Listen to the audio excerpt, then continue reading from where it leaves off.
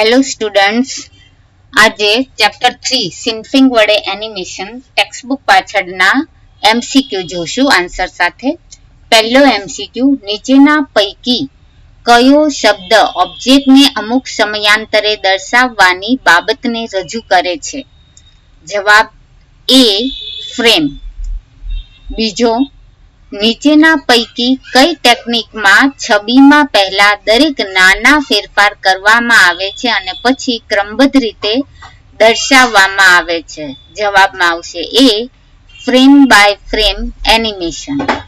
ત્રીજું, અંત સમય માટે સામાન્ય રીતે નીચે પૈકી કયો સમય ગોઠવાયેલ હોય છે? જવાબમાં આવશે બી, 5S.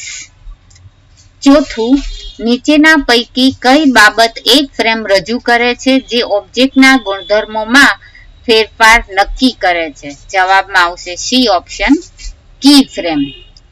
પાંચમું, નીચેના પૈકી કયું વે પોઈન્ટ રજૂ કરતા નિર્દેશક દર્શાવે છે? જવાબમાં આવશે ડી ઓપ્શન, ચતુષ્કોણ ડાયમંડ.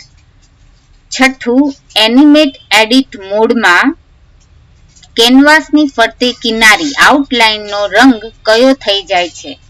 જવાબમાં આવશે સી, લાલ. સાતમું, નીચેના પૈકી કયું પદ દસ્તાવેજમાં સમયની લંબાઈ નક્કી કરે છે? જવાબમાં આવશે એ, ફ્રેમ.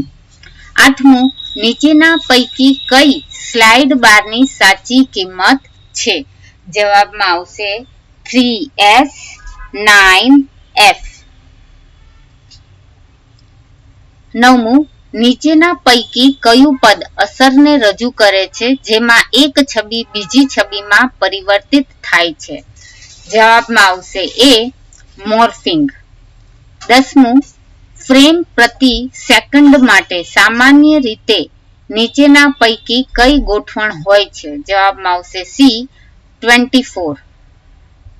11મું, નીચેના પૈકી કયું પદ સાંધા હોય તેવા ઓબ્જેક્ટની ગતિ અને હલનચલનનો અભ્યાસ રજૂ કરે છે? જવાબમાં આવશે બી, કાઇનેમેટિક્સ. તો અહીંયા ચેપ્ટર 3 ના એમસીક્યુ પૂરા થાય છે.